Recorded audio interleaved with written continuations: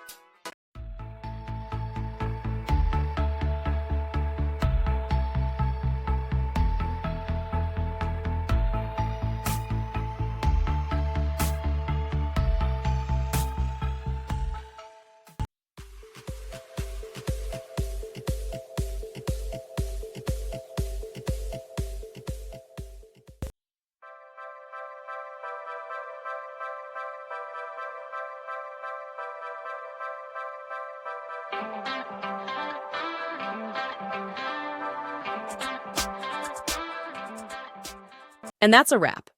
I hope you found the answer you were looking for. If you did, take a second to hit that subscribe button. It really helps out. And let me know in the comments which solution worked best for you. See you next time in the debug zone.